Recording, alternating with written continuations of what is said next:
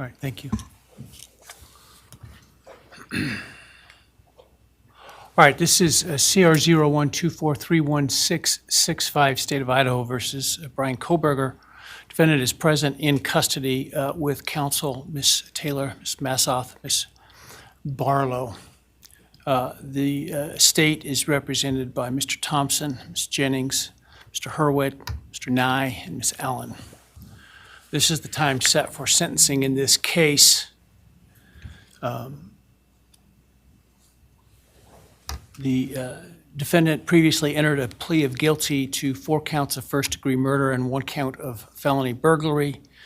In exchange, the parties stipulated to recommend a sentence consisting of, on burglary, 10 years fixed, on each of the 4 counts of first-degree murder, life fixed. The parties waived pre-sentence investigation.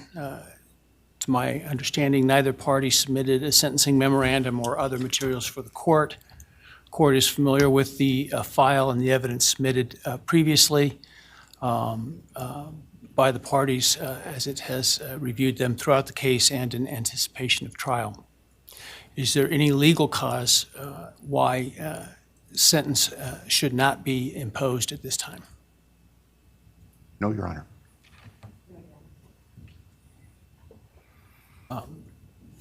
Does the state, before impact statements and arguments, wish to present evidence today?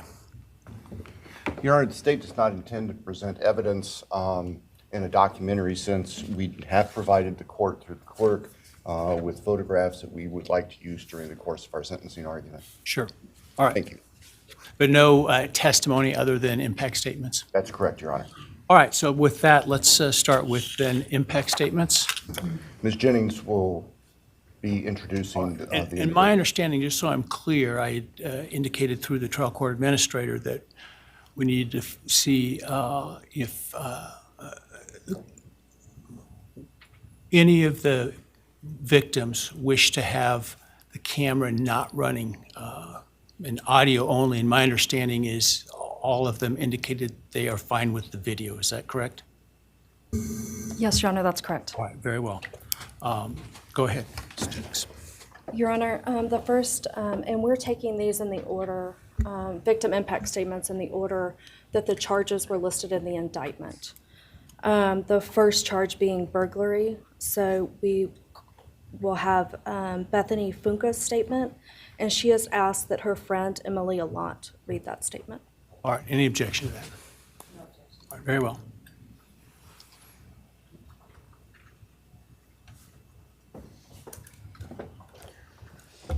Thank you, Your Honor. I'll be speaking on behalf of Bethany, and so, yeah, here it reads. My name is Bethany Funk, and I was roommates with Maddie, Kaylee, Xana, and Ethan. I not only lost some of my best friends, but I also lost a sister. Never in a million years would I have thought that something like this would have happened to my closest friends. I thought that we were going to wake up and go upstairs, see them and tell them how they had scared us and that they were going to tease us about how we were constantly scaredy cats and make jokes about it as we would go to Taco Bell like always. But sadly, that is not what happened and what turned out to be my worst nightmare. When I first woke up that morning, I had no idea what happened. I woke up around 7 with a terrible toothache, so I called my dad, who is a dentist, and he asked what I should do. He told me to take Advil, so I did, and I went back to sleep. I was still out of it and still didn't know what happened. If I had known, I of course would have called 911 right away. I still carry so much regret and guilt for not knowing what had happened and not calling right away, even though I understand it wouldn't have changed anything, not even if the paramedics had been right outside the door.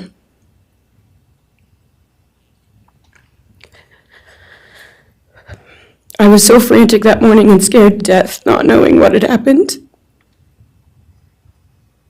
And when I made the 911 call, I couldn't even get out the words. And from then on, I don't remember a thing.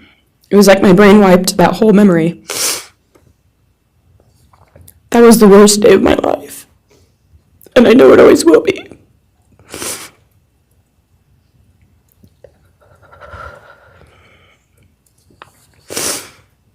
While I was still in shock, trying to process the fact that my friends were truly gone, I had been attacked by the public.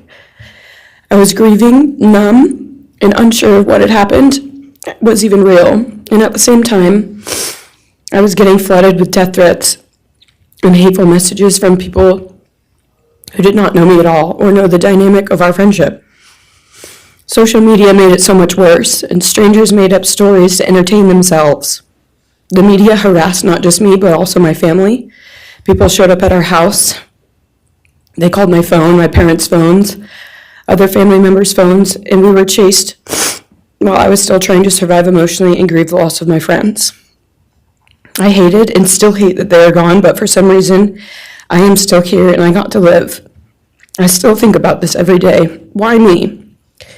Why did I get to live and not them?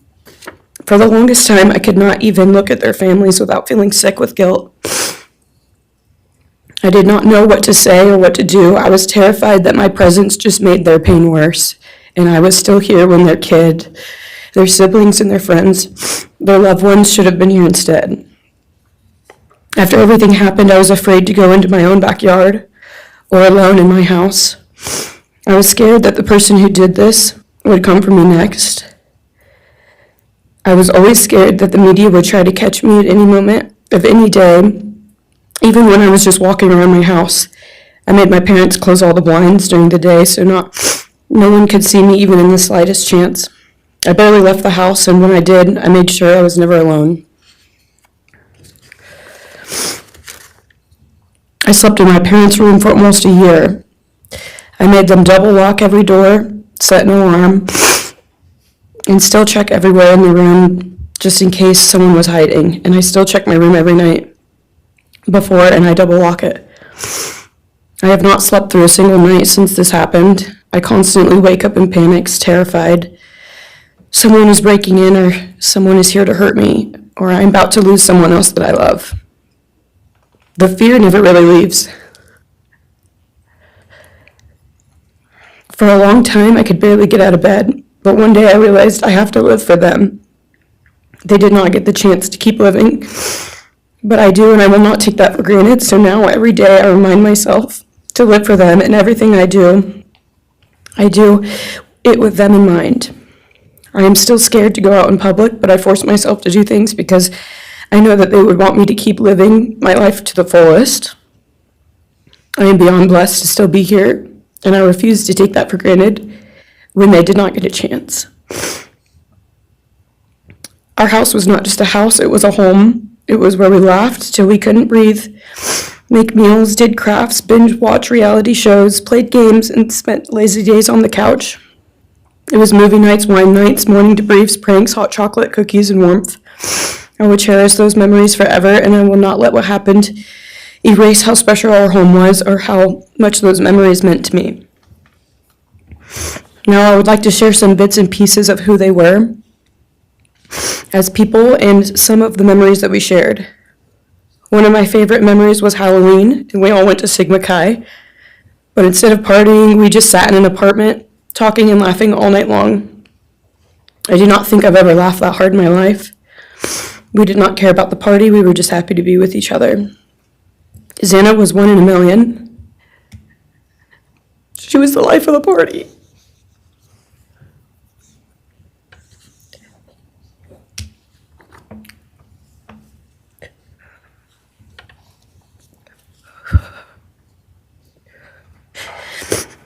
But she was also the kindest and funniest person I knew. Everyone loved her because she made everyone feel so loved. She was just someone you always wanted to be around no matter the circumstance. One of my favorite days with Xana was when we laid on the couch together all day watching movies and snacking. Or when she, Maddie, and I would go and get margaritas, chips, and salsa. She would also light up a room with her presence alone. Kaylee had the most beautiful, radiant smile, and she was so kind. but also one of the funniest people I've ever known. She loved playing little pranks, and she always had us laughing so hard that we could not breathe. She was so full of energy and life. I really believe that she could have ruled the world if she wanted to, and she would have been America's sweetheart. Ethan was the sweetest, most genuine guy. He was always smiling and always making other people smile too. Ethan was the kind of person you wanted around. He was so kind and easy to talk to, and just so fun. And the way he cared for Xana was truly something to admire. And really was proof that storybook love and true romances really do exist. It was not only obvious to me, but everyone that was around Ethan and Xana that they were absolute soulmates. Maddie was not only one of my best friends, but she was the older sister I would have always wanted. There was no one I looked up to or admired more than Maddie. She was truly a ray of sunshine, and everyone was drawn to her. She was so kind, loving, funny, fun, and passionate. She had the sweetest soul and wanted nothing but the best for everyone, and to love and show love to everyone. She took me under her wing and always made me feel so safe and included, and above all, loved and valued. She never failed to make me laugh or put a smile on my face. Still to this day, I am beyond grateful that she chose me to be her sorority little, and I thank God every day that I not only got to know her, but had her as one of my best friends. Honestly, I cannot pinpoint one favorite memory with Maddie because I have so many, and this would be a very long read if I did. But if some little memories with her that I cherish is when the two of us made a nice dinner and split some wine, or when we would binge watch Jersey Shore or Summer House. When we came up with a whole dance routine on Halloween and danced and sang all night, like no one was watching. All the late night walks home from going out, and just little shopping trips and so much more. I am beyond blessed that I had the chance to know each and every one of them. They changed my life in ways I would have never put into words. I hope that they are remembered for who they are and not what happened to them, because who they are were so beautiful, and they deserve to be remembered in the highest way. My heart breaks every time I go to text one of them or how badly I wish I could see and hang out with them. And then I remember I cannot. I will never be able to again. But I still talk to them in my prayers every single night, and I always will. I wish more than anything I could hug them one last time. And I wish I could tell them how much I love them. And even though I cannot, I still tell them every night. I will keep living for them as long as I am lucky enough to still be here. And they were all truly one of a kind, and they will be in our hearts forever and always. Thank you, and please convey to Bethany my appreciation for her courage, and I hope that she heals. Next is Dylan Mortensen. We're asking for some accommodations for Ms. Mortensen and that she be allowed to sit in my seat. Sure.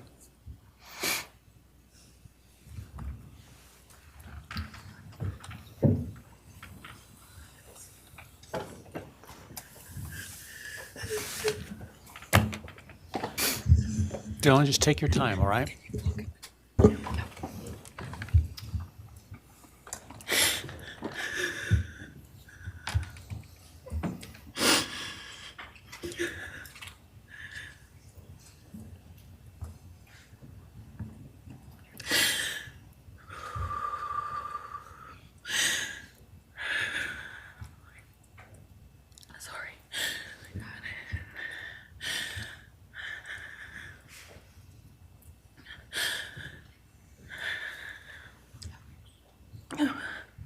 Thank you, Your Honor.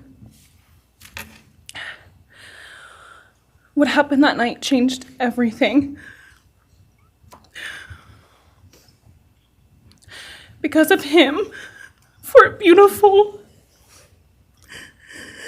genuine, compassionate people were taken from this world for no reason.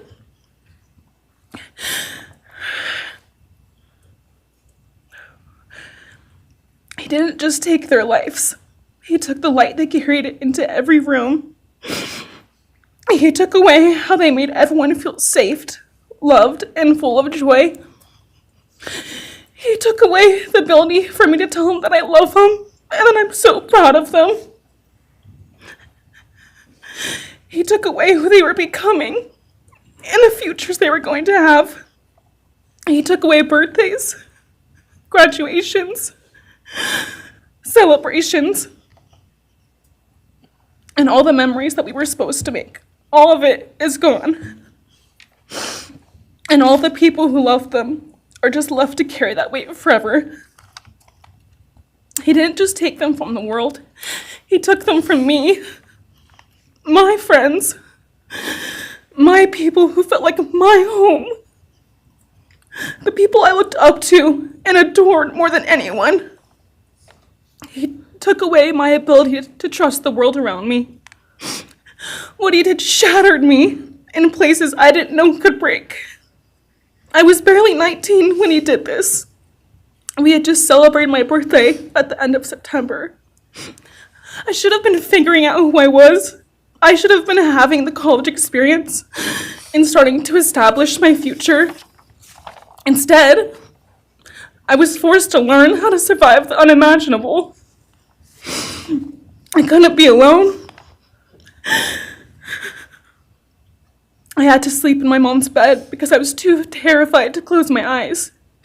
Terrified that if I blinked, someone might be there.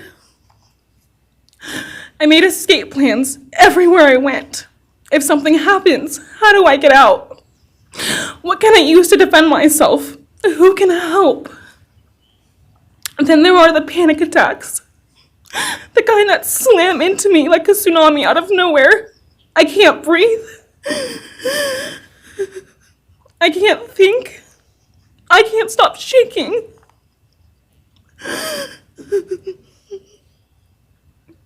All I can do is scream because the emotional pain and the grief is too much to handle. My chest feels like it's caving in. Sometimes I drop to the floor with my heart racing, convinced something is very wrong. It's far beyond anxiety. It's my body reliving everything over and over again. My nervous system never got the message that it is over, and it won't let me forget what he did to them. People call me strong.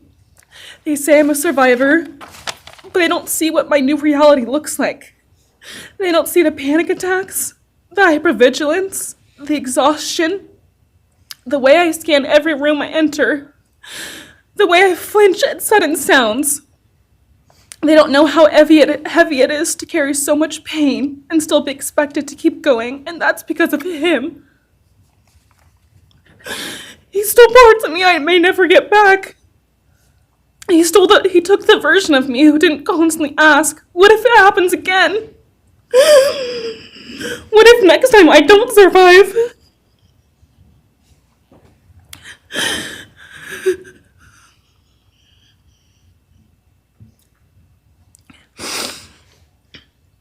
He may have shattered parts of me, but I'm still putting myself back together. Piece by piece, I'm learning how to live in this new version of life. It is not easy. It hurts, but I'm still trying.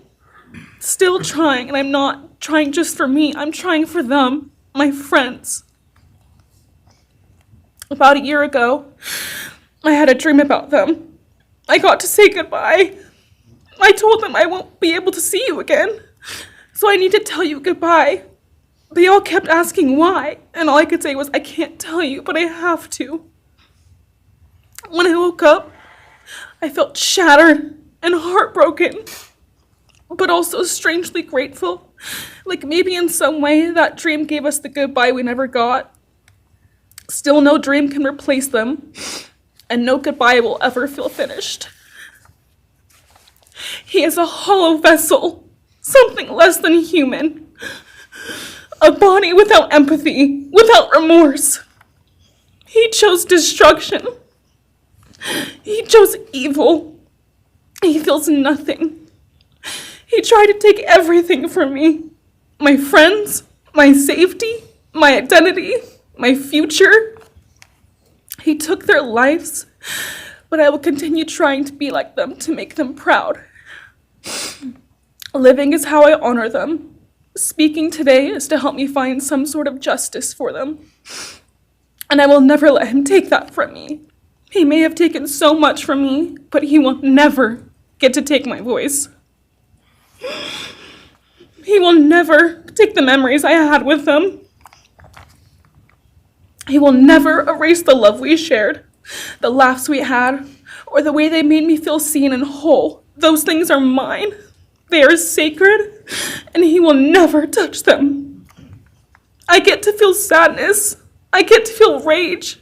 I get to feel joy even when it's hard. I get to feel love even when it hurts. I get to live. And while I will still live with this pain, at least I get to live my life. He will stay here, empty, forgotten, and powerless.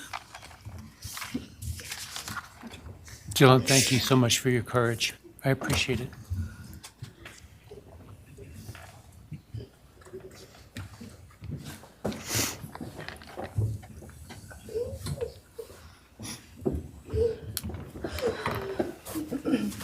Next, we have members from the Madison Mogen family. First would be Scott Laramie, Madison Mogen's stepfather.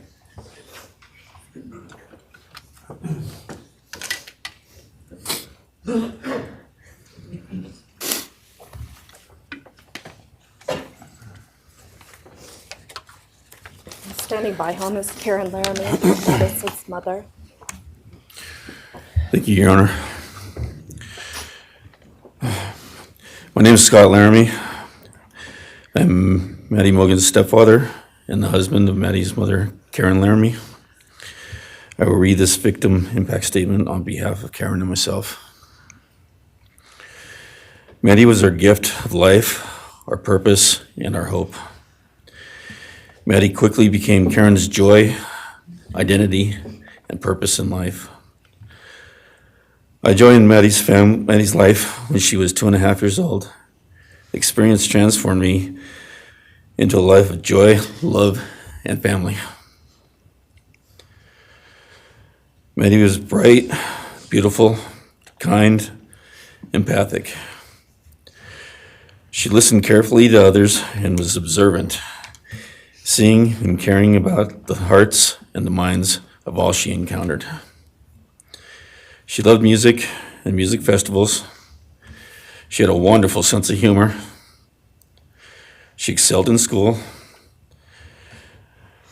She was an easy child to raise, almost never requiring discipline, and almost always giving us parental joy. One time Karen remembers disciplining Maddie as a little girl. Maddie responded, "You broke my heart," which of course melted ours. She had a keen wit, even at that young age. As she transitioned into teenage years, she prioritized us and extended family over many of the distractions that capture teenagers. She showered us with her presence and love at family events, barbecues, picnics, birthdays, holidays, and others. She spent countless hours with her papa, her Uncle David, Aunt Nadine, and her other close family and friends.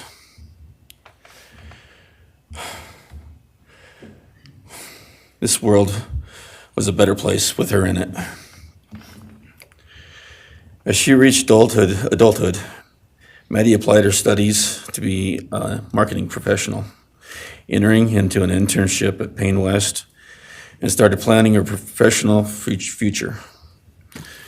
As with all things, she involved Karen and myself in the joy of her journey. As she transitioned into womanhood, Karen and I continued to be astounded at this wonderful and accomplished person we had created. All parents dream of their children accomplishing more than them. We realized this dream, all we had not become, she was becoming. Karen and I are ordinary people, but we lived extraordinary lives because we had Maddie. Maddie was taken senselessly and brutally in a sudden act of evil. She was taken along with the young, promising, and bright lives of Kaylee, Xana, and Ethan. First, we felt disbelief. Next, we felt disorientation. Then we felt grief overcome us. Our grief is compounded even more for the Goncalves, Kernodle, and Chapin families. We speak of hope and healing, and we do have hope and some healing. But the vast emotional wound will never fully heal. Since Maddie's loss, there's emptiness in our hearts, home, and family, an endless void. After losing her mother in a car crash, Karen took years to grieve and recover. The feeling that her life with Maddie and A was perfect helped her to start to heal. Now, this is no longer perfect. After Maddie's loss, Karen felt like she was spinning out, emotionally collapsing into anxiety and depression. She sometimes asks, how am I supposed to go on when I've lost my favorite person in the world? I felt the same, and we continue to struggle. The loss of Maddie has impacted so many beyond our family. Her second family is her sorority sisters who grieve alongside us. She has so many close friends who suffer from her loss. We will continue to be. Her loss will continue to be felt by the Vandal community, including Vandal Solutions on campus, where she volunteered her time for others.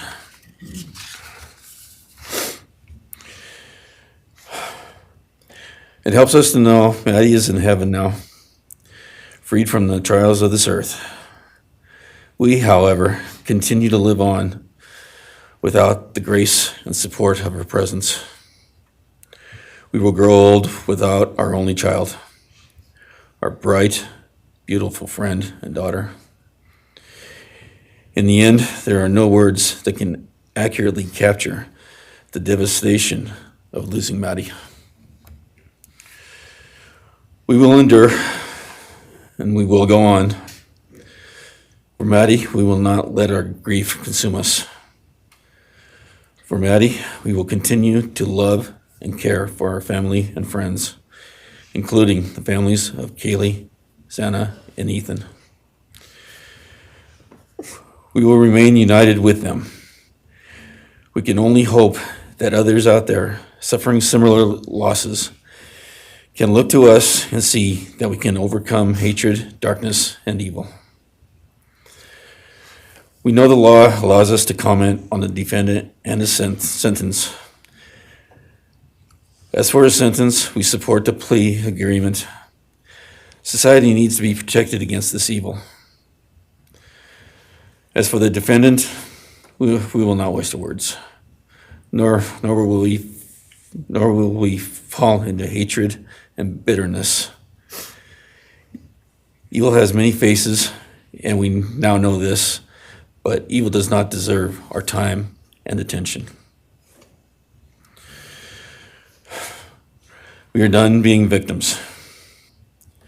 We are taking back our lives. We will turn our time, talents, and attention to hope, healing, and helping others, and to the future. We invite all those who have suffered with us on this to join us in our journey.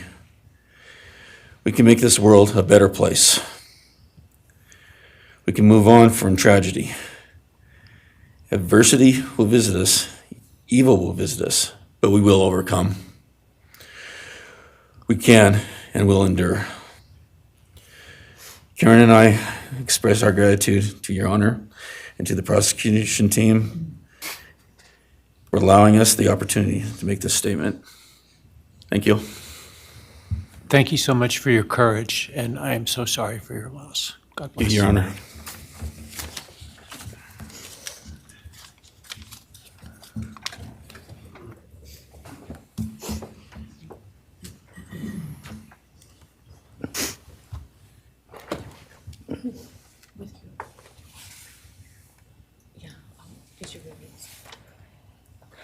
Your Honor, this is Leander James. He's the attorney for the Mogen family and victim advocate. He'll be reading a statement for Karen Laramie. May it please the court, counsel? My name is Leander James. I am the pro bono counsel for Karen and Scott Laramie. Karen has asked me to read this statement into the record.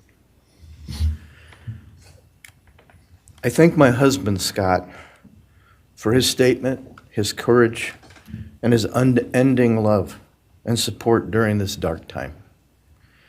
While words are inadequate to capture the impact of this horrific crime on our family, he expressed it as best anyone could. For Maddie's sake, I will add my supplement statement that incorporates additional impact in the context of my extended family. I am grateful to Maddie's great uncle, Bryan Kohberger, for assisting me with the difficult task of putting our pain into words.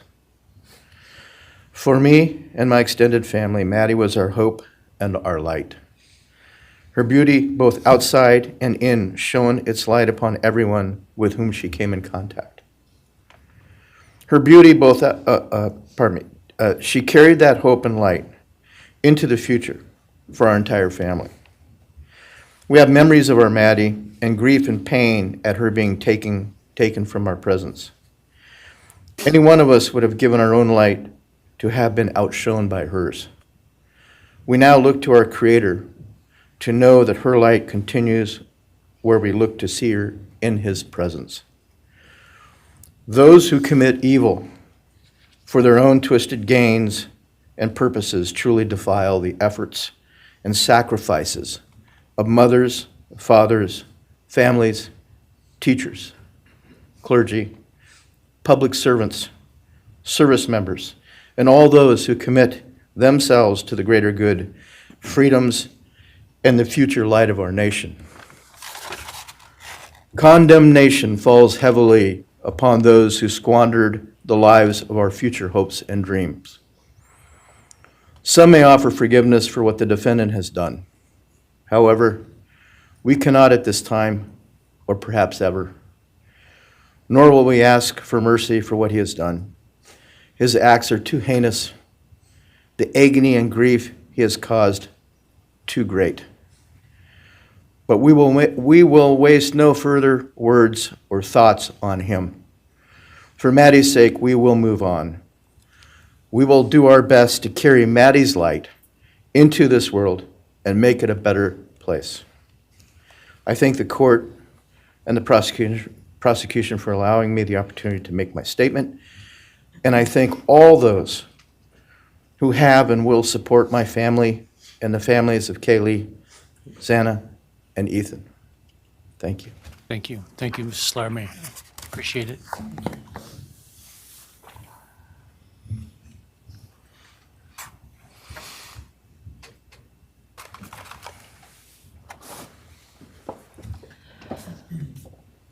Next is Ben Mogen, the father of Maddie Mogen.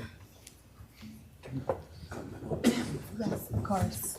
Actually, Your Honor, it'll be Kim Chile, the grandmother of Maddie Mogen.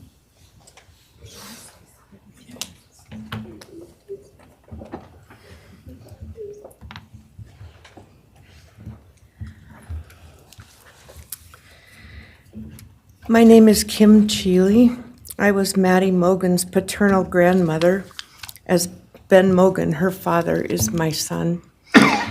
I'm here today with my sister Lori Chile, Maddie's great aunt, and my son Ben Mogen, and my daughter-in-law Corey Hatrock. I'd like to begin by thanking a number of people involved in bringing this case to closure. In my daughter's words, the plea deal the prosecution team reached this month is one that punishes the perpetrator of this horrendous crime, protects the public from further harm, and allows all of us who knew and loved these kids the time to grieve without the anxiety of the long and gruesome trial, the years of appeals, and potential for mistrials along the way. My family and I are so grateful to Bill Thompson and his prosecution team for their dedication and painstaking work that forced the perpetrator to admit his guilt. We want to thank the Idaho State Police, the Moscow Police Department, the FBI, and Judge Hippler. We'd also like to thank the University of Idaho officials who have treated the families of the victims with such dignity and kindness, and who have honored the 4 victims beautifully. Maddie was my first grandchild, so when she was born, all her grandparents had the distinct pleasure of deciding what we'd like to be called. I chose Nana, pretty original. But when Maddie was about a year and a half old, her papa, Ben's dad, and I were planning to visit the new little family in Oregon. Maddie didn't have an extensive vocabulary at the time, but for some unknown reason, she called bananas ba-deedle-deedles. When Karen and Ben told her Nana was coming to visit, she figured, I say deedle-deedle for that word. So I became deedle-deedle, shortened to Deedle when she was about 6 or 7, and I was Deedle all her life. I don't think her stepdad, Scotty, ever knew my given name was Kim. Maddie's and my birthdays were one day apart, and a couple years before she was killed, she gave me this necklace with Deedle and Maddie engraved on it, and I added an angel wing, and it's one of my treasured possessions. I also got an angel wing tattoo, never thought I'd see the day, but along with many members of our family, replicating the one that Maddie and her sorority sisters had. I wanted mine where I could see and touch it often. From preschool through grade school, I stopped teaching piano lessons early on Wednesdays and picked Maddie up for bubble baths, brownies, and books. It was our special time together, and she went home those nights in her jammies with a pan of warm brownies for her family. Although Karen and Scotty raised Maddie and did such a lovely job of parenting, we Mogens were lucky to have her for holidays and many other family gatherings.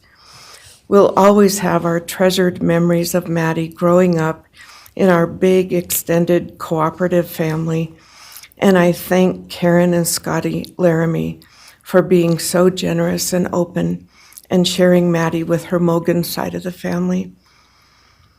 When the 4 kids were murdered, the foundation fell out of our world. Initially, the fear was truly debilitating. The first 6 weeks were excruciating. Despite the vigils, memorials, candlelight gatherings of students, friends, family, community members. After the arrest, in the past 2.5 years, my family has lived with grief, with the effects of traumatic grief, of which I was blissfully unaware before all of this. I now have a stack of books on grief. I've attended grief classes at hospice. I've tried EMDR, a technique that helps replace disturbing visions with something more comforting. My son Ben, his 2 sisters, Maddie's aunts, and I have all experienced depression and anxiety and sleep disturbance, requiring medical intervention at times. We've all sought counseling off and on. The struggle with media attention was extremely difficult, especially for Ben. No one should live through the violent murder of one's child. Some days it's beyond me how the parents of these kids are still upright. I'm thankful for the strong families and communities that are supporting the survivors. At the time, I could think of only two blessings surrounding the horrific murders. One was that Ben was living with my partner Tom and me at the time, and that we could support each other emotionally through it all. Sadly, Tom died a year ago of a rare brain cancer, and he won't be here to see justice served. He was our family's rock, and we all miss him every day. A second blessing is that my mother died of COVID several months before the kids were killed, and she didn't have to live through the horror. It was difficult to identify blessings. So we've all lost our dear child and a future with her. I ache for the loss of the dreams that she and her true love, Jake, held. And my heart goes out to Karen and Scotty and your side of Maddie's family. You've had more than your share of loss. My heart aches for the kids' roommates and the families of the other victims, and also the family of the perpetrator.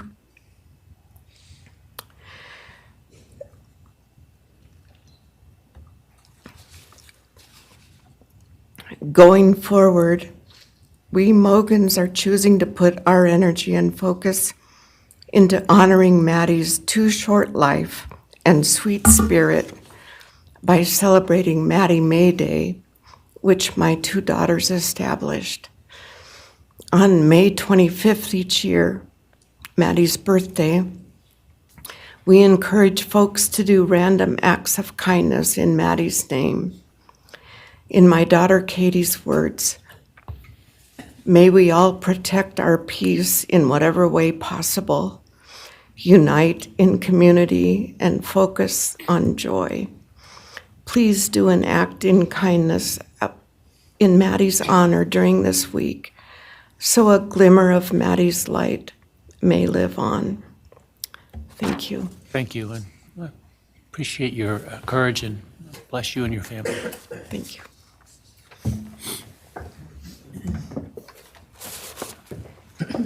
Now is Ben Mogen, Maddie Mogen's father.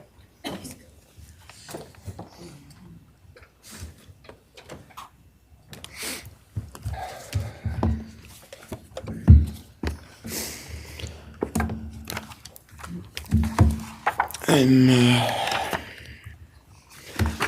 Benjamin Mogen. I'm Maddie's dad. And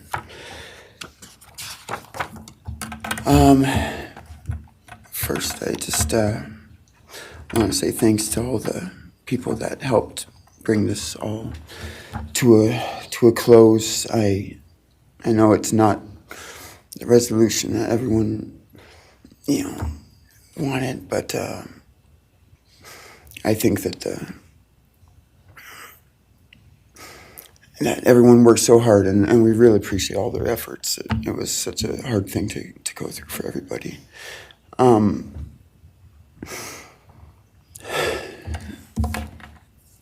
Maddie was my only child that I ever had. She's the only great thing I ever really did, and the only thing I was really ever proud of. And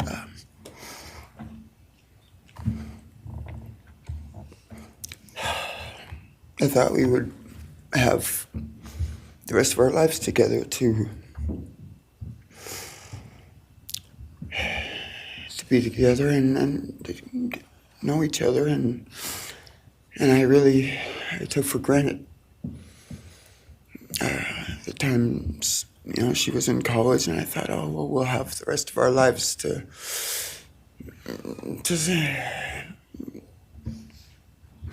do do all the stuff that we're supposed to do, and she was just about done. She actually earned all of her credits for her college degree, and Karen and Scotty and I got to go and get her diploma that she actually earned, and she deserved every bit of that. And but I thought that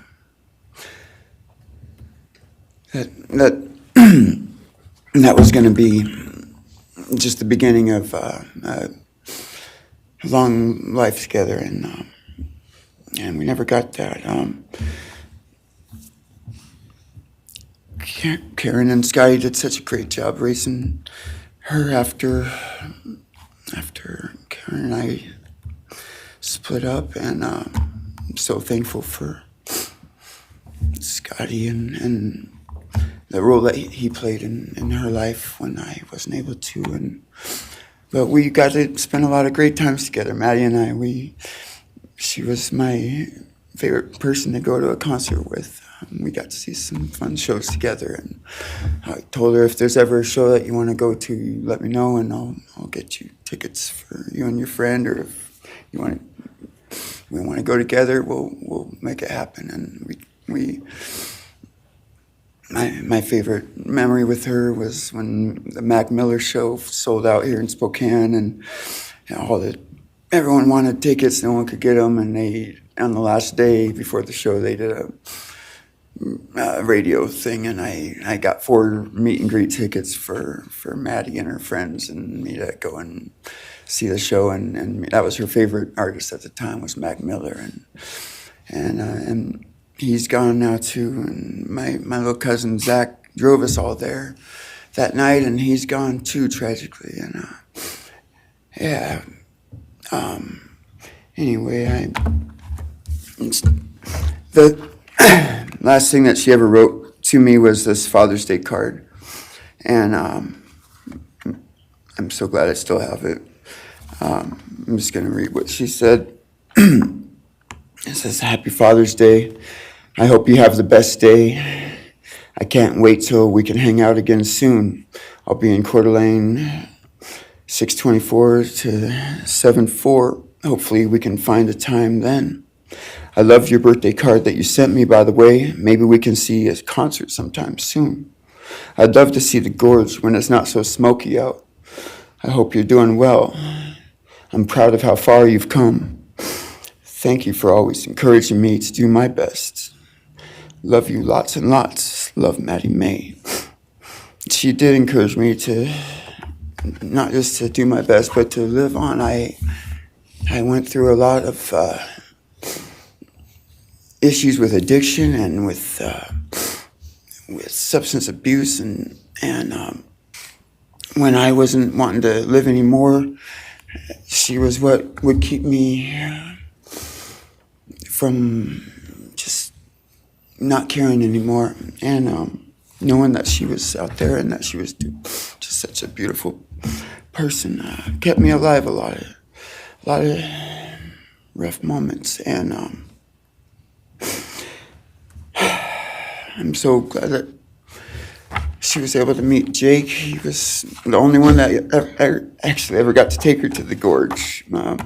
They went and saw Watershed together, and they had a heck of a time. I'm just glad she got to. That's a really special place for me, and she always wanted to work out there with me in the summer sometime. She never got to, but at least she got to see it once with Jake. He was such a great guy. He is such a great guy. And I really wanted to see what a future with them would have looked like. I'll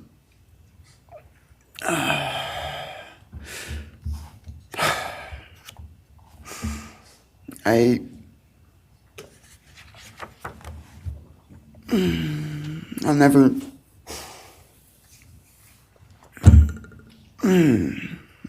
be able to replace her. I wrote a bunch of stuff. I just don't know what to say right now. I just miss her so much, and I just love her more than anything. And it shouldn't have happened. And a death sentence is one thing, you know when it's going to happen, and it's going to be all gentle and stuff. But, life without parole, with a building full of people that all just want you to not be around anymore, and winking at every morning, not knowing if that's the day they're going to pull your card. I mean, it's not a very nice sentence either. So, I don't know. I just love you, Maddie, and I wish you were still here. Thank you so much.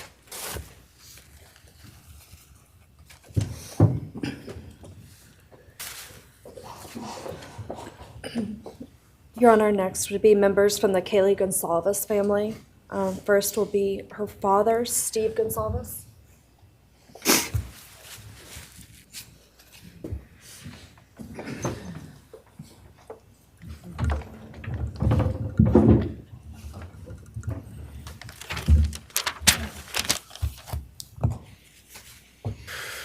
Today, we are here to finish what you started.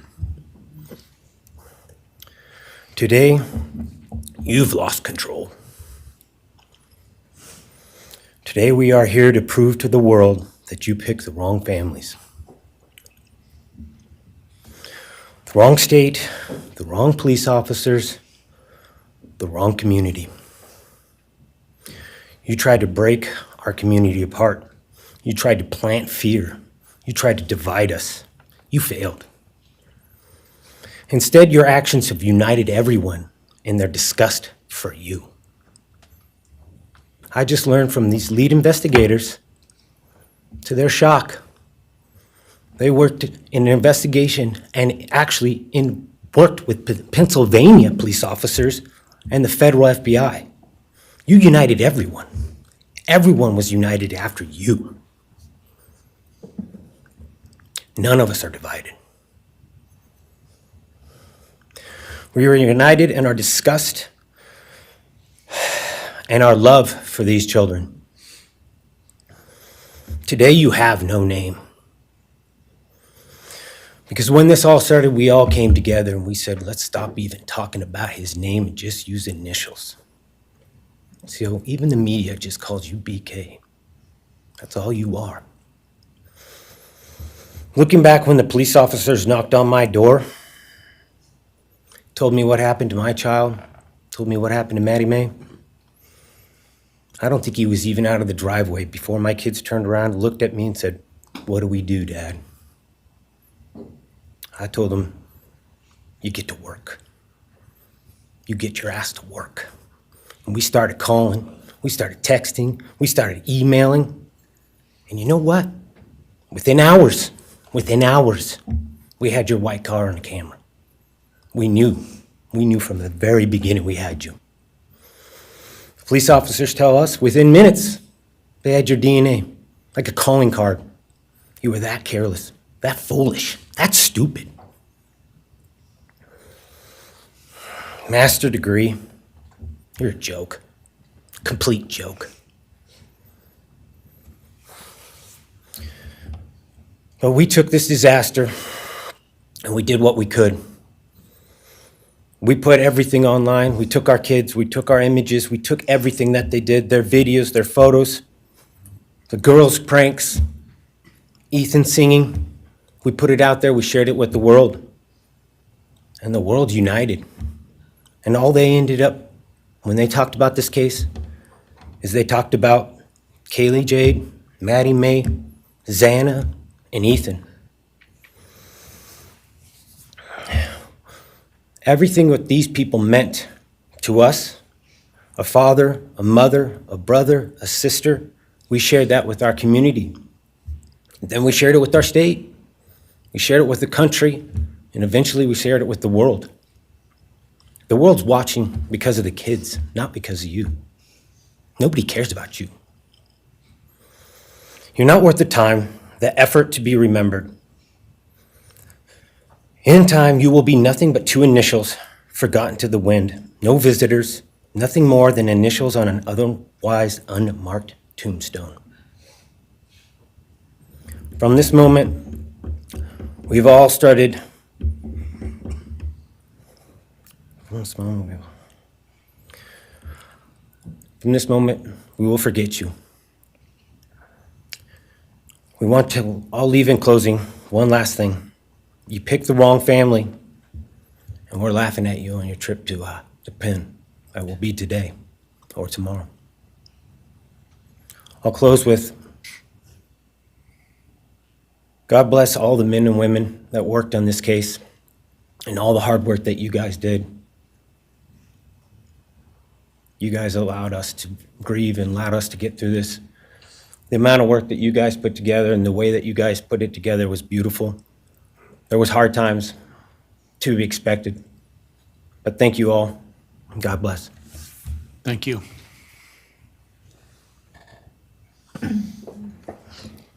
Your Honor, next is Stephen Gonzalez, Kaylee's brother.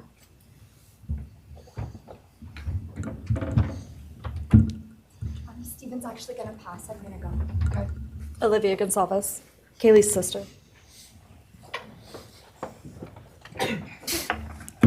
Hello. I'd like to start by thanking the court for allowing me the time and opportunity to speak today. My name is Olivia, and I am the big sister of Kaylee Gonzalez, and I was blessed to love Madison Mogen as a sister too. I'm not here today to speak in grief. I'm here to speak in truth. Because the truth is, my sister Kaylee and her best friend Maddie were not yours to take. They were not yours to study, to stalk, or to silence. They were two pieces of a whole, the perfect yin and yang. They are everything that you could never be. Loved, accepted, vibrant, accomplished, brave, and powerful. Because the truth about Kaylee and Maddie is they would have been kind to you. If you had approached them in their everyday lives, they would have given you directions, thanked you for the compliment, or awkwardly giggled to make your own words less uncomfortable for you. In a world that rejected you, they would have shown mercy. Because the truth is, I'm angry. Every day I'm angry. I'm left shouting at the inside of my own head everything I wish I could say to you. The truth about me is when I heard the news, I didn't cry. I listened for them. I promised them I would, that I would fight for them, that I would show up no matter what it cost me. I swore I'd never let them feel alone. Because you see, I've always been their heavyweight. I've always been the one to fight the battles they didn't feel ready to fight themselves. All it ever took was a call, and they knew I would handle it for them, no matter the time, no matter the cost. They could wave their white flag because they knew I would never back down, not for them, and not even death could change that. Somewhere along the line, I started to think about what I would say to them if I was given just one last chance. If I could gather enough heartbreak or love or sacrifice or whatever it took to get just one message across, what would I say? Throughout this entire process, I've written my feelings down at every moment, my wishes, my love, my denial, my anger. And as one final act of love, I'd planned to read these thoughts, even jarring and discombobulating and not even making sense. Because for me, that was true love. As bare and as naked as it could be, not laced in pretty words or dressed for the occasion, but written through bleary eyes at 2 a.m. with clenched fists, angry at this reality. My true final act of love was to continue on without them, for them. That dream to read aloud my love to them, to bring meaning through pain, was the latest blow in realizing you don't deserve it. And Kaylee and Maddie don't need it. Kaylee and Maddie have always known my love, and they would never ask me to prove it by further victimizing myself to a defendant who has shown no guilt, no remorse, no apprehension. They would say to me, "Why would you give the satisfaction of showing vulnerability now? You promised you would never back down." And for that clarity, I'm thankful. I won't stand here and give you what you want. I won't offer you tears. I won't offer you trembling. Disappointments like you thrive on pain, on fear, and on the illusion of power. And I won't feed your beast. Instead, I will call you what you are: sociopath, psychopath, murderer. I will ask the questions that reverberate violently in my own head, so loudly that I can't think straight most any day. Some of these might be familiar, so sit up straight when I talk to you. How was your life right before you murdered my sisters? Did you prepare for the crime before leaving your apartment? Please detail what you were thinking and feeling at this time. Why did you choose my sisters? Before making your move, did you approach my sisters? Detail what you were thinking and feeling. Before leaving their home, is there anything else you did? How does it feel to know the only thing you failed more miserably at than being a murderer is trying to be a rapper? Did you recently start shaving or manually pulling out your eyebrows? Why November 13th? Did you truly think your Amazon purchase was untraceable because you used a gift card? How do you find it enjoyable to stargaze with such a severe case of visual snow? Where is the murder weapon, the clothes you wore that night? What did you bring into the house with you? What was the second weapon you used on Kaylee? What were Kaylee's last words? Please describe in detail the level of anxiety you must have felt when you heard the Bearcat pull up to your family home on December 30th, 2022. Which do you regret more? Returning to the crime scene 5 hours later, or never, ever going back to Moscow, not even once, after stalking them there for months? If you were really smart, do you think you'd be here right now? What's it like needing this much attention just to feel real? You're terrified of being ordinary, aren't you? Do you feel anything at all? Or are you exactly what you always feared? Nothing. If you're so powerful, then why are you still hiding, defendant? You see, I'm here today as me. But who are you? Let's try to take off your mask and see. You didn't create devastation. You revealed it in yourself. And that darkness you carry, that emptiness, you'll sit with it long after this is over. That is your sentence. And it was written on the wall long before you ever pled guilty. You didn't win. You just exposed yourself as the coward you are. You're a delusional, pathetic, hypochondriac loser who thought you were so much smarter than everybody else. Constantly scolding, turning your nose up to grammar mistakes, nitpicking and criticizing others. You wanted so badly to be different, to be special, to be better, to be deep, to be mysterious. You found yourself thinking you were better than everyone else, and you thought you could figure out the human psyche and see through it, all while tweaked out on heroin. Lurking in the shadows made you feel powerful because no one ever paid you any attention in the light. You thought you were exceptional, all because of a grade on a paper. You thought you were elite because your online IQ test from 2010 told you so. All of that effort just to seem important. It's desperate. There is a name for your condition, though. Your inflated ego just didn't allow you to see it. Wannabe. You act like no one could ever understand your mind, but the truth is you're basic. You're a textbook case of insecurity disguised as control. Your patterns are predictable. Your motives are shallow. You are not profound. You're pathetic. You aren't special or deep, not mysterious or exceptional. Don't ever get it twisted again. No one is scared of you today. No one is intimidated by you. No one is impressed by you. No one thinks that you are important. You orchestrated this like you thought you were God. Now look at you, begging a courtroom for scraps. You spent months preparing, and still all it took was my sister in a sheath. You worked so hard to seem dangerous, but real control doesn't have to prove itself. The truth is, the scariest part about you is how painfully average you turned out to be.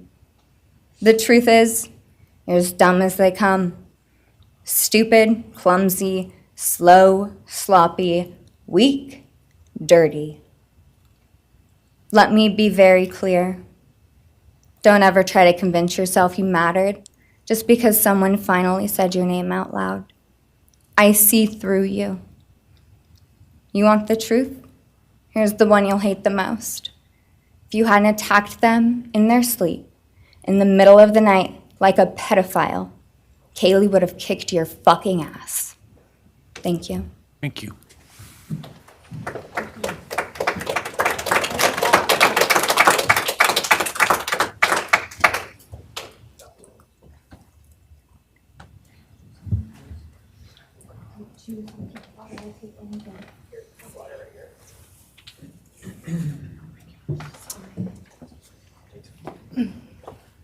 Next is Christy Gonzalez, Kaylee Gonzalez's mother.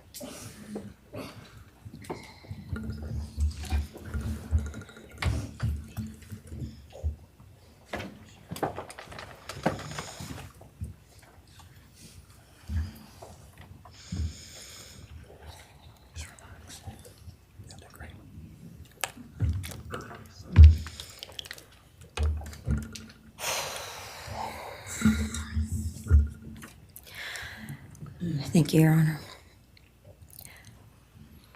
I never imagined having to speak to someone so devoid of humanity. For a long time, I didn't think I'd find the words low enough to meet you where you are. But now I realize this isn't about you. It's about what you've done to me, and I need you to hear it. When you murdered my daughter, Kaylee Jade Gonzalez, you didn't just take her life, you shattered others. You attacked what you could never be, and in doing so, you left a trail of devastation far beyond that house. You stole my peace. You've altered my every waking moment, every sleepless night, the way I view the world, people, safety, trust. It's all been changed by your cruelty. I no longer recognize parts of myself. Joy is harder to find. Laughter feels foreign. The world moves forward, but I'm suspended in a place of sorrow and rage. You've taken from me something that can never be restored. The grief sits with me every day, some days quietly, and other days so loud it drowns out everything else. The emotional toll you've inflicted on me is immeasurable. I live with a constant ache, with birthdays that are now memorials, with holidays that feel hollow, with empty chairs that scream louder than words ever could. I am forever changed. But for you, as a person working on a PhD in criminal justice, you really didn't think this one through. You're not that good. In fact, you're not that good at anything. You couldn't secure a job. You couldn't get along with others. You couldn't even get a female to look in your direction. All because you are pathetic. Now you're a joke in this courtroom. I wish I could crown you with a jester hat to complete your orange jumpsuit clown look. A dead killer doesn't kill again. So while I'm disappointed the firing squad won't get to take their shots at you, I'm confident that the men in prison will have their way with you in more ways than one. You will finally get what you wanted, physical touch. Just probably not how you were expecting it. See, you haven't beat the system. You've simply entered a new one, where the rules are cruel and the consequences will never end.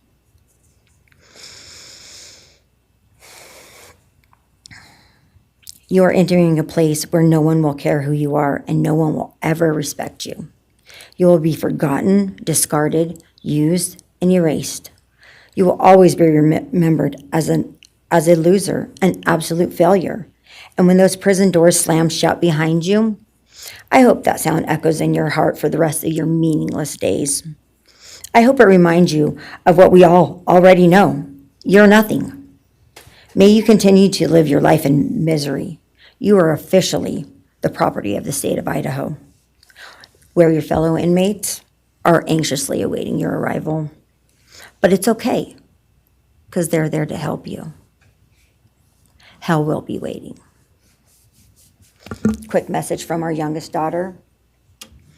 Aubrey wanted to say, you may have received A's in high school and college, but you're going to be getting big D's in prison. Thank you.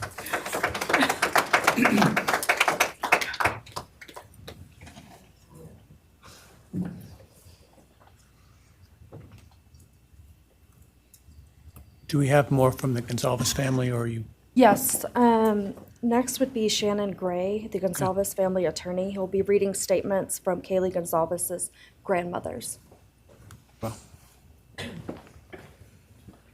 Morning, Your Honor. Shannon Gray, the attorney for the Gonzalez family. I actually have 3 statements, one from her aunt and 2 from her grandparents. This is from her aunt, Tammy Butts. You, in the cloak of darkness, made a decision to turn our whole family's world upside down forever. You, in the cloak of darkness, took our Kaylee J. Gonzalez away from us all without hesitation. Never have you shown any remorse or regret. We just get creepy, non-expressive stares as you have your team of women defend you. Kaylee was a strong, kind, fun-loving, caring person, and she will greatly be missed by all her family and friends for the rest of our lives. She had goals in life that you took from her and us. We lose on watching her enjoying her life, working hard and building the future she wanted. She was ready to start that after college life. You, in the cloak of darkness, took it all away. You left us without her future wedding, her future children that she would have added to our family. No more talking to her on the phone, going for a coffee, celebrating holidays. It's all gone. You, in the cloak of darkness, gave each and every one of Kaylee's family members their own lifetime sentence.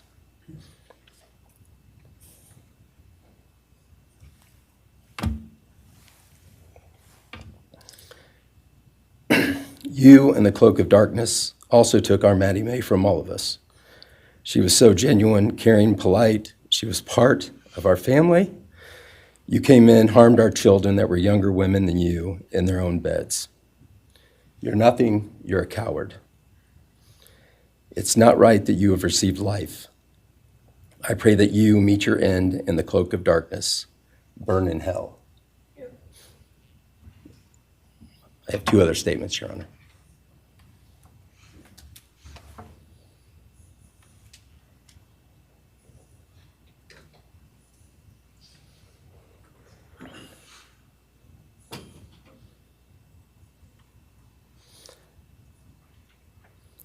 This is Linda Lucan's statement. This is Kaylee's grandmother. I really don't know how to address something so inhumane, but I will try. Nothing in the past 2.5 years has made any sense. All I get is you cowardly went into a home at night, filled with what I'm sure you thought was all sleeping girls, and went on a vicious killing spree for no other reason but to appease your demonic urges. You took my granddaughter Kaylee from us, plus 3 other beautiful lives. You took my granddaughter Kaylee, beautiful, sweet-souled, doll-faced Kaylee, who was getting ready to start her amazing life, who had such a bright future, who was loved by so many, who you were so envious of. She had a life you could never have. You are so beyond human. You're definitely a demon from hell. I truly wish your punishment would be the same death you inflicted on our kids. But I think you will meet some new friends in prison who will be there just to help you. Thumbs up.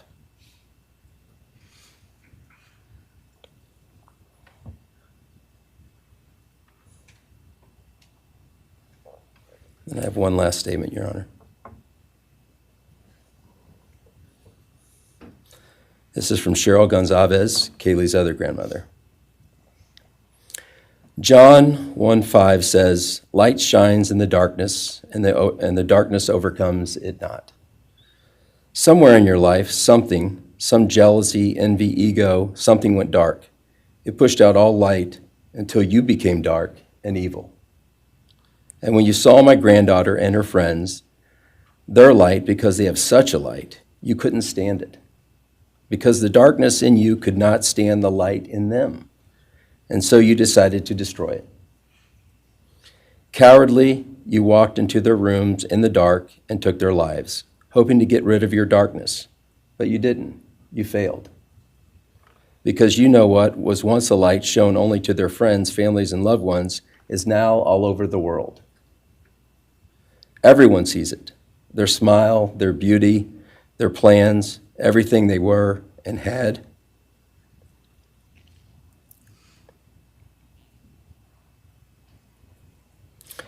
And you think you put a close to it, even that, but you didn't. Because they still exist. They are still light. They are still beautiful. You can never take that away. They will always be in the light of all eternity. And you will be in the darkness because you could not overcome it. You failed. I want you to be gone, more than gone. I want you to be cast out. Cast out from my life, from my family, from this earth. I will not allow your hatred to penetrate into my own soul. You did not get that power. You are evil, and in the end, evil is eradicated. You didn't take Kaylee's light, you spread it into the world. Thank you, Your Honor. Thank you. All right, if the are you moving to a different family now? All right, why don't we take a 10-minute recess, all right?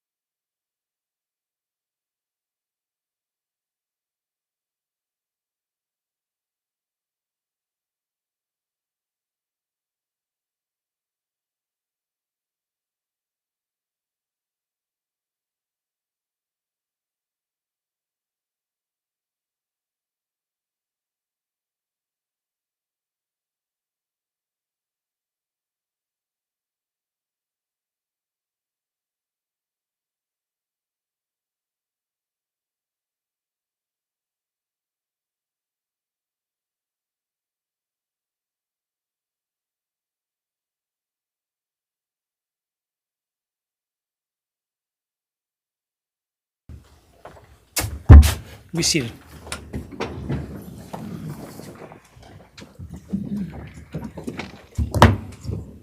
All right, Ms. Jennings. Thank you, Your Honor. The next family is the family of Xana Kernodal, and first would be Jasmine Kernodal, Xana's sister.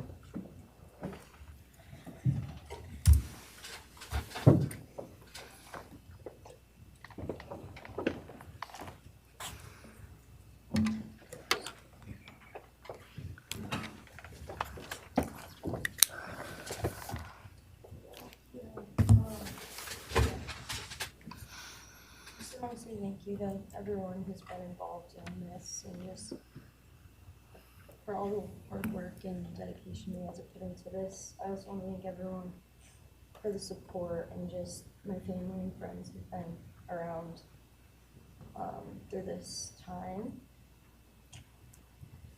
I went back and forth on whether to speak today because the truth is you don't deserve power over my feelings, my words, or me. Thank you. In the end, I realized this moment isn't about you. It's about justice for Xana, Ethan, Kaylee, and Maddie. It's about honoring the beautiful people they were and still are in God's eyes. On November 13th, 2022, a piece of my heart was ripped away. There's no way to ever fully describe the weight of losing my sister, my best friend. No sentence or punishment will ever come close to the justice Xana, Ethan, Kaylee, and Maddie deserve. Xana was everyone's best friend. She was kind, she was funny. She was a gift to each person she was able to make an impact on. Xana was someone I turned to when I needed direction or advice. Although I am her older sister, I often found myself looking up to her. She had a radiant energy that everyone loved, and she always knew the right way to approach a problem. She knew how precious and special life was, and she truly did live every day to the fullest. Yet her story was cut short by an act of evil. I believe in a God whose justice is not bound by this courtroom.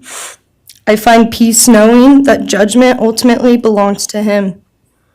For your sake, I hope one day you feel the full weight of what you did. I hope you take accountability. I hope you truly experience the guilt and you surrender yourself to Jesus Christ. Because no punishment on this earth can ever compare to the isolation and pain of eternal separation from God. Xana deserved more. They all did. But I come here to say this. I am strong. I am brave. I'm a fighter, just like Xana. And you don't get to control how I move forward or what I believe. I walk with the comfort of knowing I will see my sister again. Xana didn't get the future she deserved. She won't be the maid of honor at my wedding, the cool aunt to my future children. I'll never hear her laugh or see her light up a room ever again. But I will carry her with me for the rest of my life. I will live in her honor, fight to be the best kind of woman and someone she's proud of, to make sure the world never forgets who she was. Xana's story doesn't end with what was taken from her. It lives through the love she gave, the people she touched, and the legacy our family will protect. Her light still shines, and her voice will echo louder than this pain. You didn't take that from us, and you never will. Thank you.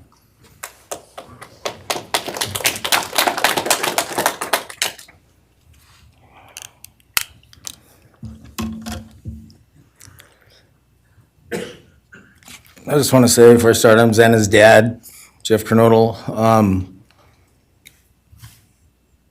It's been a hard road down, because she's gone. And I want to thank everybody, other their families that speaking so far, spoke about things. I agree with everything they have to say. It all comes back to a lot of the same things that I've had to deal with and we as a family have had to deal with. And that brings me, basis of what I'm talking about a little bit is on my way up here, flying up here in the plane, and about halfway through the flight, this little girl is calling out for her dad. Hey, dad, and then in my mind, I was kind of half asleep. It's dark on the plane. I heard Xana calling out for me like she did, back when she was little, 5 years old. And those times were hard. It was chaotic, but we always had something to work toward that was in a positive direction, compared to right now, which is necessarily not as positive as that for sure. And I know I miss Xana a lot. My life's been changed, and Xana had a great impact on me. And the impact was when she was gone, I realized how important she was and what she really did for me, influenced me, was way beyond what I ever thought. She'd call me up on the weekends, check on me, see who's with me. She's like accountability to your youngest daughter. And that really made a big difference. It made me really think about things and what it's all about, That's the things that I miss the most, is those calls on the weekends, the calls at 11 at night. What's going on? You want to meet my friend? Whoever she's with, a couple of her friends, I can meet them, talk to them. And she always did that. And it's pretty cool. Pretty cool. I really miss that. And she made a big impact on me, on other people, her family. But the impact that she made is so extensive on what happened here. And it goes so far. People from everywhere in the world, are following things. And Xana has made a difference in their lives. So, countless people told me that. They might not even know her. They never knew anything about her. It's what they see, and they just love her and say how they wish she could have been their friend. Could have been their friend, could have hung out, and it's like, this is a blessing, this is what the little kid was, and definitely was a big blessing in my life, and so is Jasmine, and basically, we worked hard to do the things we did, through the times they were growing up. And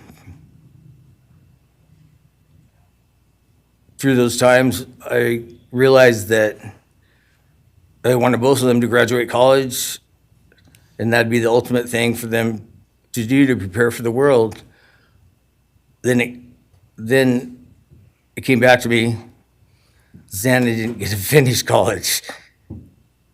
He had it all figured out.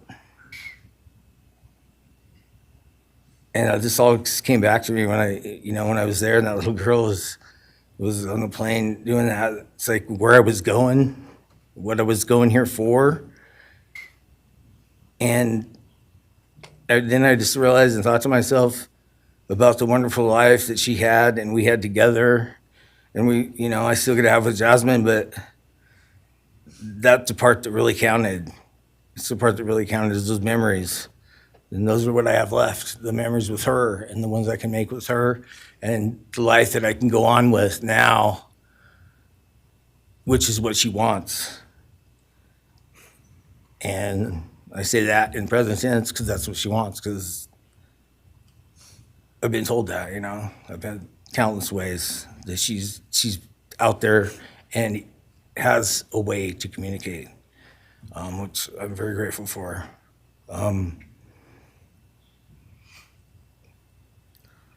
That goes to say that the impact of what happened to them, all 4 kids, goes so much further than just not me, the parents, the families, the community. It goes so far because a lot of kids, in the colleges, just for an example, they lock their doors now. The door wasn't locked in the back. Penn State or wherever it was, all the colleges, I know that I've heard, they all lock their doors now. So maybe the impact that it's gonna make is gonna help out and maybe protect some people. Having this outreach and having the influence of what happened to these kids did, all I know is I was 7 miles away when it happened, and she wasn't feeling that good. It was 11:30, and I almost went over to Xana's to say, and I would have been sitting right there in that couch, and you had to deal with me. So they would have had a chance, and I regret that, and I regret not going. But the reason why I didn't is because Xana said, "Don't be drinking and driving. You got the rental car. Don't be drinking and driving." The week before that, so she was she would have been mad at me to do that. But I really wish I would have drunk and drove, because they would have had a chance, all four of them. At this point, I just have to go on. We're gonna go on with everything and make things better in my life, because that's what it's all about. If I have closure in things, and the part that we miss is Xana, her influence, her smile, the things that she did, and we have the memories left, the great memories, and she just wants us to make more memories and not be sad or upset or shocked or taken for that, and that's what we're gonna do. We just have to. That's all I got. Thank you for your words and your courage, and bless your family.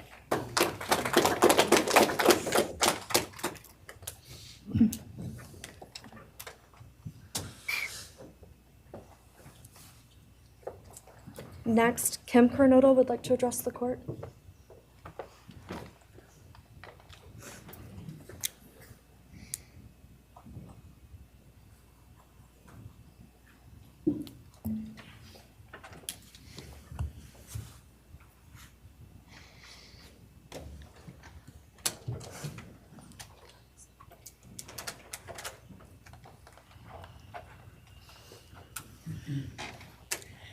Thank you, Your Honor. My name is Kim Kernodal.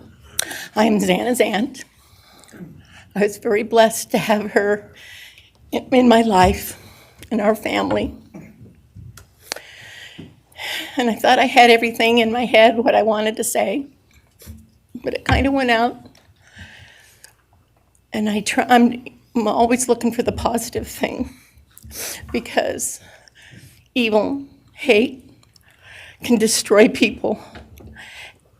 And that's what it started doing with our family. It created anger with our family members. And then I had to look, because Xana was everything that the media, her friends said. She was that fun, loving, high-spirited, beautiful person. And I no longer get to get my nails done with her, have lunch with her.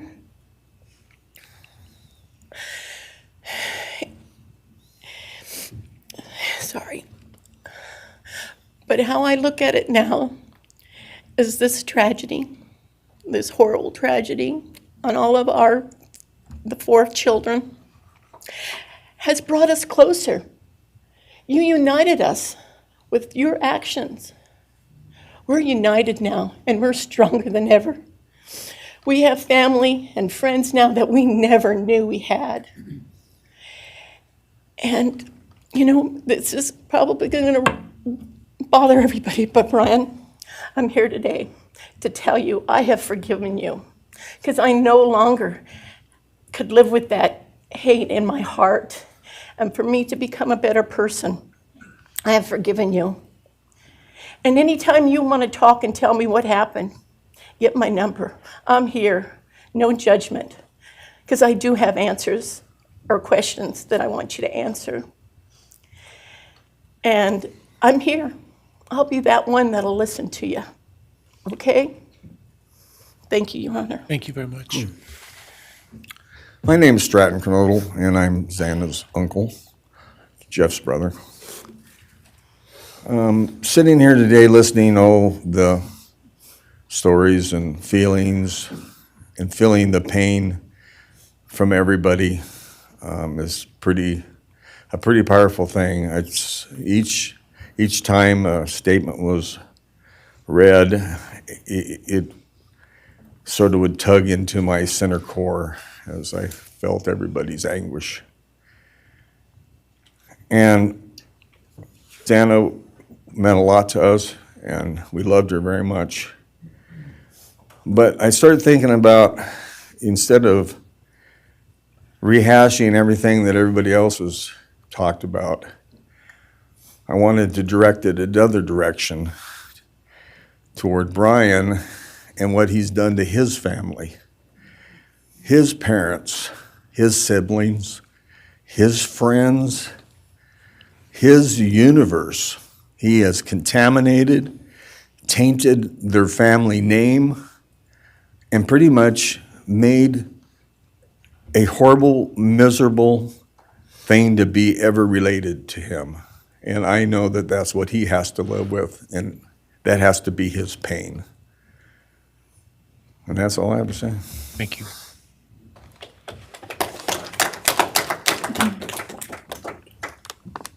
Next, Your Honor, I believe Randy Davis, stepfather to Xana Kernodal, would like to address the court.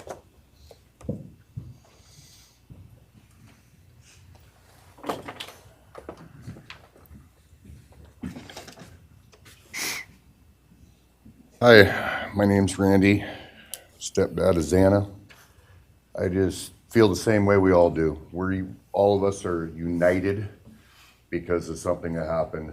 And I am grateful to know and have met some new family because of this awful event. But this is probably the last time we're all gonna be in the same room together, let's be real.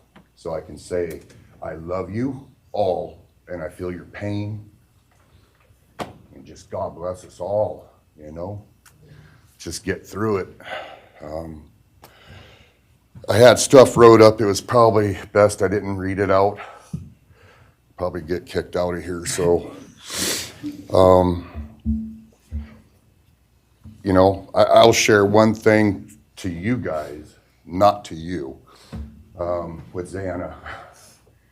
So I was working in North Dakota and came home, and Jazzy and Xana had taken our son Elijah and put him in a dress, makeup, and it was awful, you know.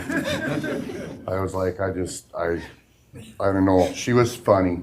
I told her she'd be in the movies and be somebody great one day like that, and now she is just above us as an angel with all the other beautiful kids. So let's hold that to our hearts, because this evil thing is not going to take nothing from us. You, man, I don't know what my limits are here, but I'm really struggling, dude. I am struggling, so I want to just be out in the woods with you just so I can teach you about loss and pain. I love God. I wouldn't take your life. That's up to him. But I guarantee you, you are weak. God, I would just give a moment, man, 5 minutes out in the woods. Oh, man. Ooh. You're going to go to hell. I know people believe in other stuff. You're evil. There's no place for you in heaven. You took our children. You are going to suffer, man. I'm shaking because I want to reach out to you, but I hope you feel my energy, okay? Go to hell.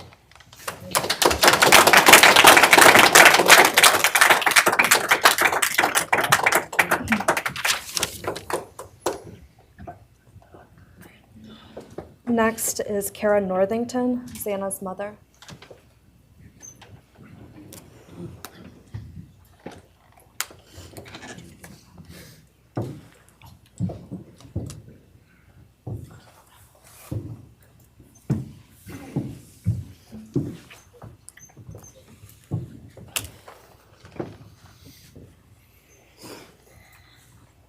I'm Cara Northington. I am Xana Kernodal's mother. This letter is to you, really. But it's for my daughter, who was murdered by you. Today I stand before you, the man who is responsible for murdering my beautiful daughter, Xana Kernodal. My daughter was beautiful both inside and out. She possessed love for those around her and had a light so bright it will live on forever in our hearts. She brought joy and laughter to her friends, her family, and anyone in her presence. Our Lord and Savior, Jesus Christ, now has her in his loving arms in heaven, where she can never be harmed ever again, for eternity. Because of her, I came to know my Lord and Savior, Jesus Christ. Because of her, many will come to Christ. It has filled me with joy, hope, and peace that surpasses all understanding.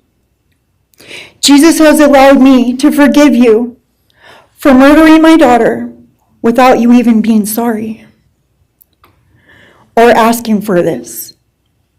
This is only possible because he who lives in me is greater than any evil in this world. For God hath not given us the spirit of fear, but of power and of love and of a sound mind.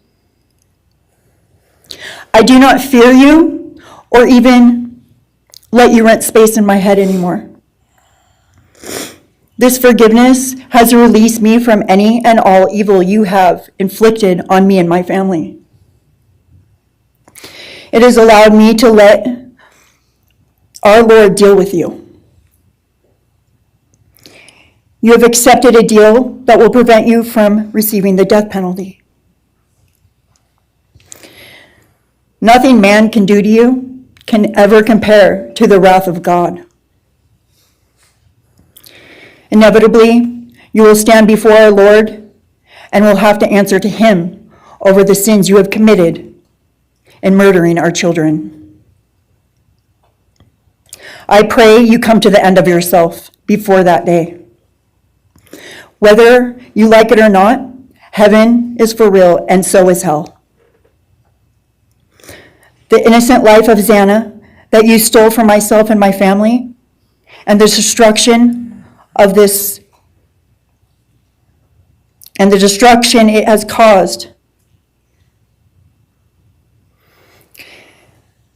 I am washing my hands of you and turning you over to my Lord and Savior Jesus Christ, whom vengeance belongs to.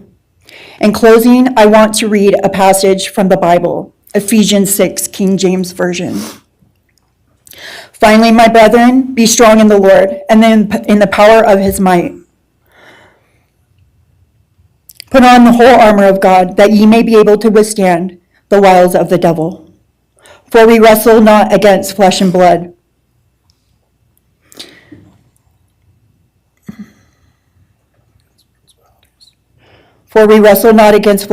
but against principalities, against powers, against the rulers of the darkness of this world, against spiritual wickedness in high places.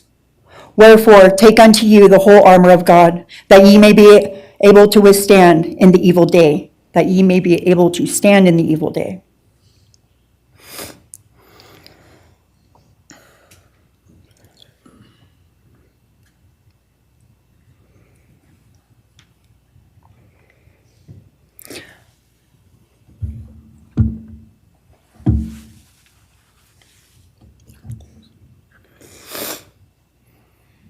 I'm not going to share memories of Xana or any more of the goodness of her with you, because I do not want that to be in your head. I don't want it to be in your head. You don't deserve that. You don't deserve our good memories that we have. I do pray for you. I pray that you come to the end of yourself. I pray that before this life is over, that you ask our Lord and Savior in your heart and to forgive you. I do pray for that. But after today, I wash my hands of you, and you are no longer a thing. Thank you. Thank you.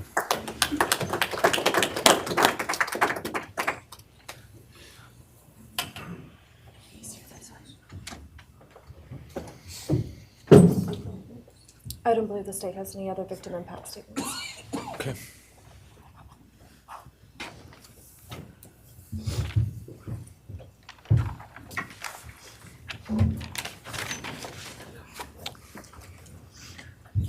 Right, state can argue.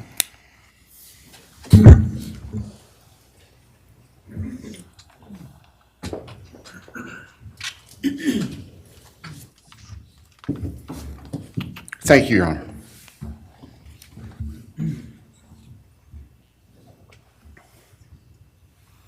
Just as a housekeeping matter to start, there will be the issue of restitution. That is, the documentation is being gathered, and we ask if the court would defer that for 30 days so we can present it in an orderly fashion and make sure it's comprehensive for everyone. Any objection to leaving restitution open in 60 days? All right. Thank you, Your Honor.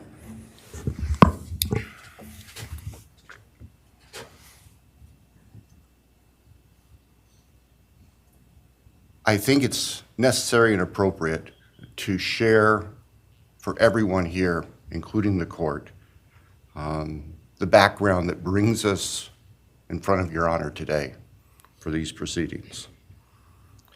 As the record reflects, and as everybody in this courtroom knows, the defendant has pleaded guilty to all 5 counts charged in the indictment. Under oath before Your Honor, he has admitted that the charges against him are true.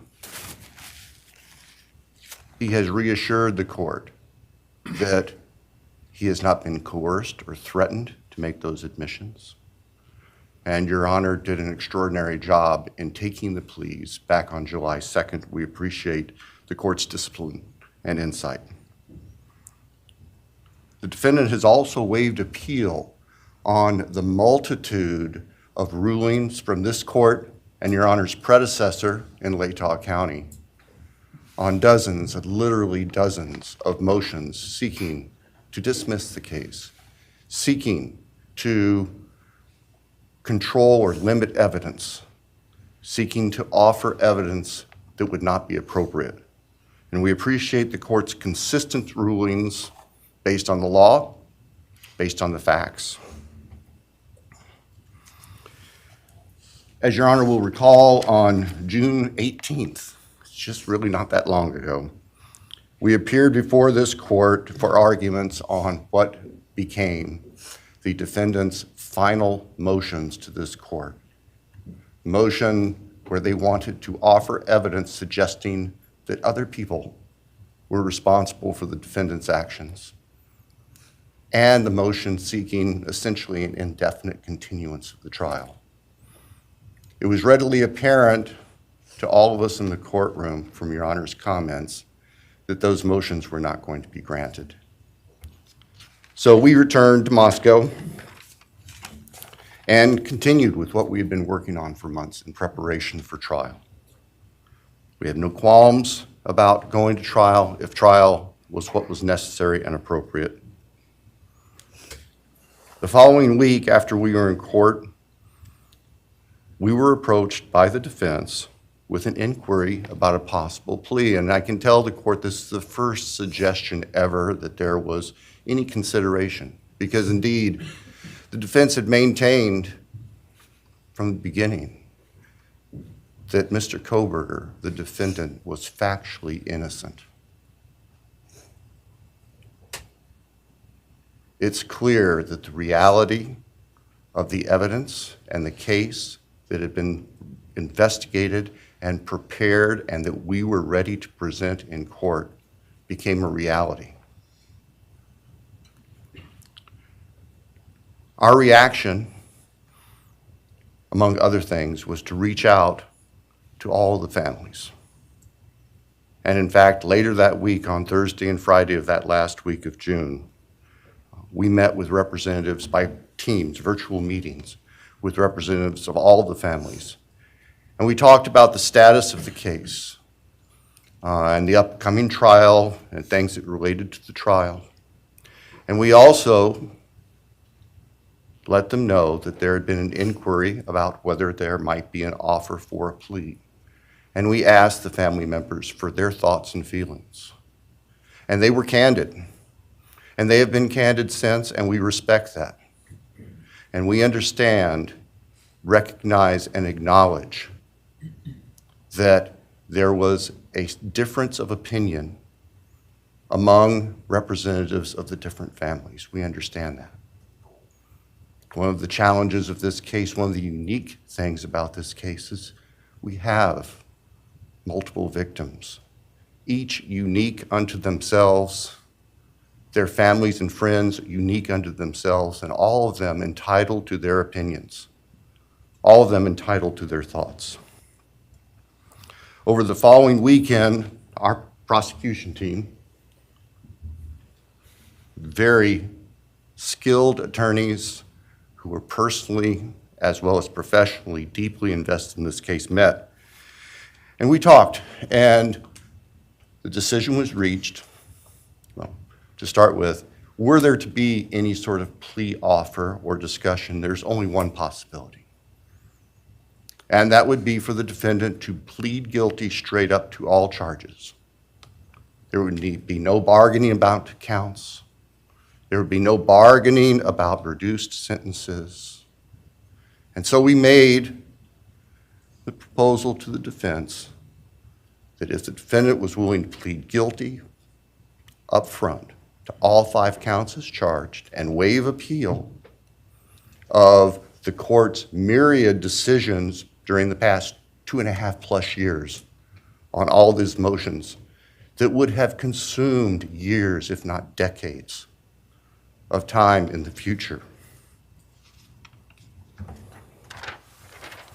By the end of the weekend, we were notified the defendant was prepared to plead guilty as charged and factually acknowledge his responsibility in court for these horrible crimes.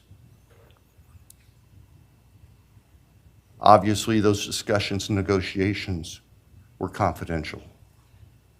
And as Your Honor noted, I believe that was necessarily so, because if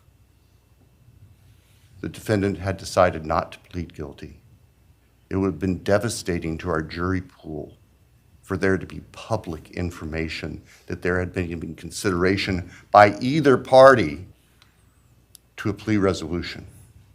And protecting the prospective integrity of a trial after so many years was paramount. So, the end of the weekend came. We notified the victims' families of what had occurred. I recognize and acknowledge personally, and I respect the fact that of these fine, suffering people here, not everybody agreed with the decision we make. I accept that. It's my responsibility in the end. I recognize that that's the duty of the office that I hold.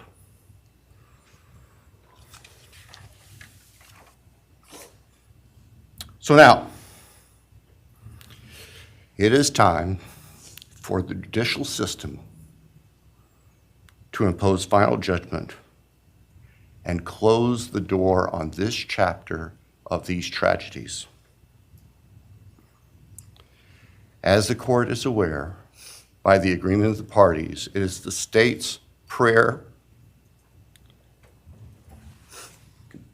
Perhaps have the Elmo police turned on.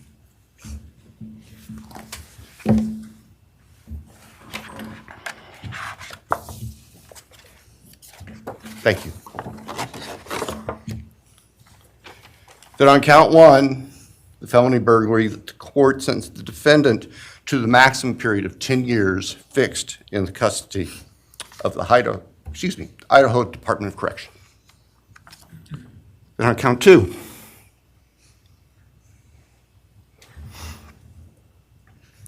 that the court sentenced the defendant to fixed life for the murder of Madison Mogen. On count 3, that the court sentenced the defendant to fixed life for the murder of Kaylee Goncalves. On count 4, that the court sentence the defendant to fixed life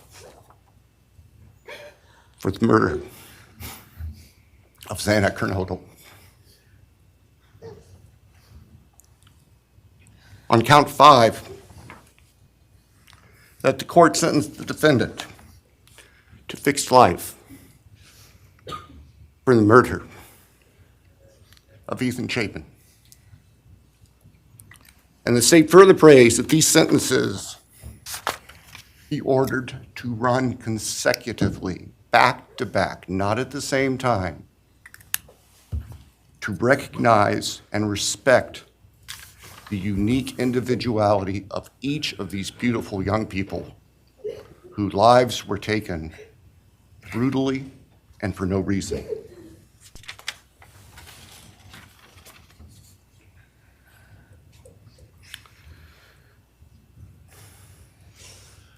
And hopefully now, as we have heard earlier this morning, it is time to afford the families and the friends and the community and the state of Idaho and the nation and the world to move forward. We can't undo, and we can never undo, the horror of what occurred on the early morning hours of November 13th, 2022 at 1122 King Street in Moscow, Idaho. For a long time, the presiding district judge in Latah County was John Stegner, who eventually became a member and a justice of the Idaho Supreme Court. And Justice Stegner often observed that even God cannot change the past. But everyone in this room has the ability to take themselves forward. And we want the judicial system to afford them the opportunity today to do that. From today forward, our memories should be focused on these innocent victims whose lives were taken, on their families, on their friends, on the community.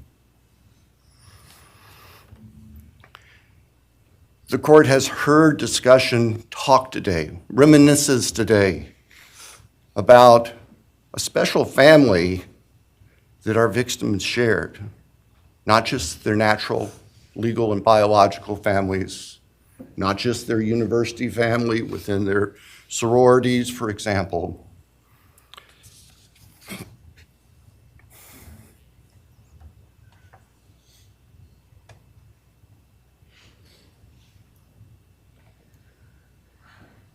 But this family. This is the picture taken on November 12th, 2022, of the special family of 1122 King Road. And you can see all 6 of these dynamic, vibrant, loving, special, innocent faces taken together just across the street from their residence, and barely 12 hours before 4 of them would be brutally murdered in their sleep. They've been described consistently as being bright, caring, vivacious, with futures we can only imagine now. But they were, and they remain, a special family that I think we should all recognize and appreciate. So it's time to move forward. There have been a number of statements directed specifically at the defendant today. I have one last thought.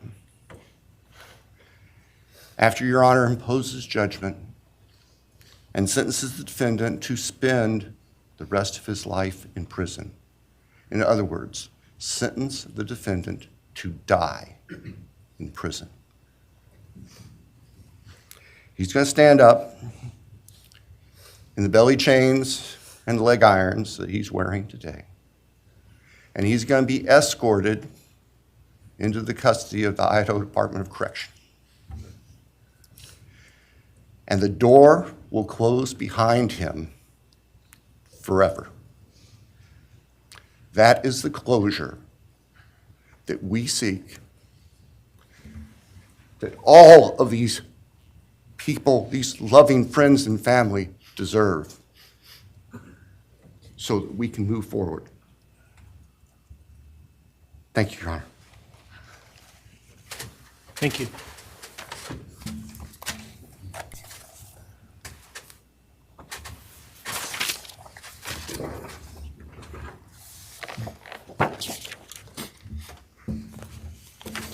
All right, does the defense have evidence to present today? All right. Does defense wish to make argument today? Runner, we do not wish to make arguments. Mr. Kohberger, along with his legal team, is prepared for the court to enter judgment. All right, Mr. Kohberger, you have an opportunity to make a statement if you wish to. I take it you are declining. I respectfully decline. Well.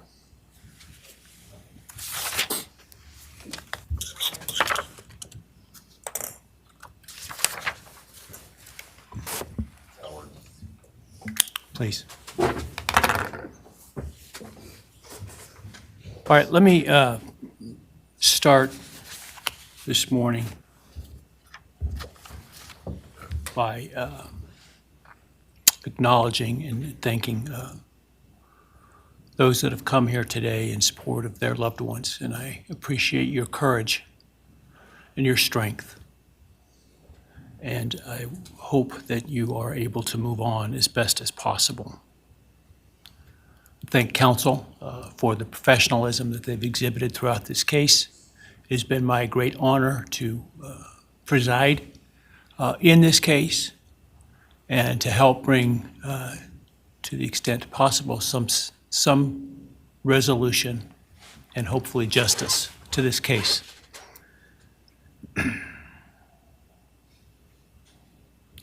During the quiet morning hours of November 13, 2022, a faceless coward breached the tranquility of 6 beautiful young people and senselessly slaughtered them, 4 of them. Who committed this unspeakable evil was unknown for several weeks, but due to the killer's incompetence and outstanding police work by numerous local, state, and federal law enforcement agencies, the person that slithered through that sliding glass door at 1122 King Road now stands before the world and this court unmasked. This unfathomable and senseless act of evil has caused immeasurable pain and loss.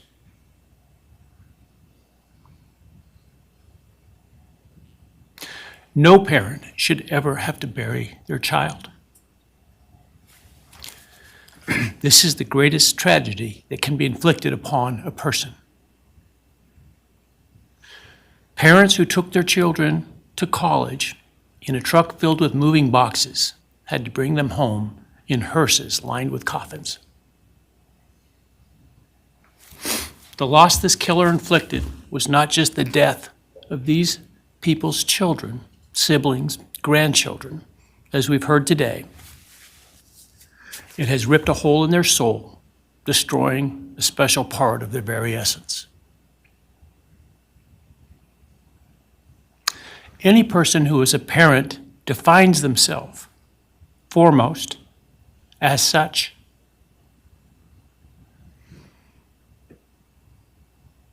It is their existence and purpose of being. And it has been stolen from these parents.